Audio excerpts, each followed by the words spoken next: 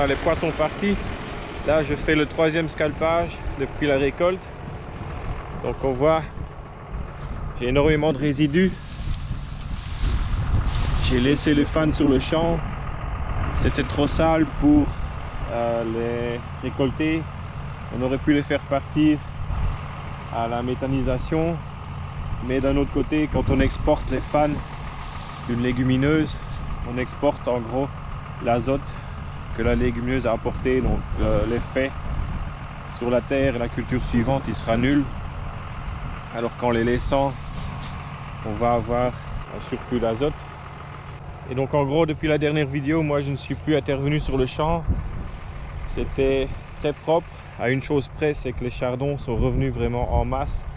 C'était incroyable. Sur les 11 hectares, j'avais facilement 1 hectare avec rien que des chardons. Donc on a fait venir une essimeuse. L'essimeuse je croyais qu'elle ferait juste les tâches, mais il a fait tout le champ. Donc ça a très bien nettoyé.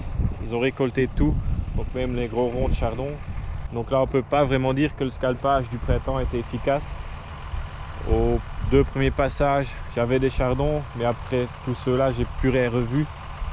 Et je suppose qu'il faisait trop froid pour qu'ils repoussent, donc ils attendaient en dessous qu'il refasse chaud. Et donc ce que j'ai fait hier, c'est que j'ai épandu sur le champ des biostimulants. Donc ça c'est du bio 3G. Et après j'ai épandu des févroles. Donc le stimulant c'est 100 kg hectare, les févroles je dois être à une vingtaine de kilos à l'hectare. Et donc là avec le scalper je les incorpore, j'incorpore tout ça. Et puis je vais venir après semer à la volée, mélange de couverts. Mais ici en tout cas, avec les résidus, on a une terre qui sent le sous-bois, ça sent assez bon.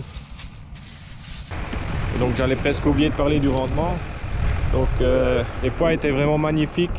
Ils ont eu, nous avec le semis un peu tardif, on a échappé à certains gros orages. Donc ceux qui ont été semés avant nous ont eu beaucoup de problèmes de salissement.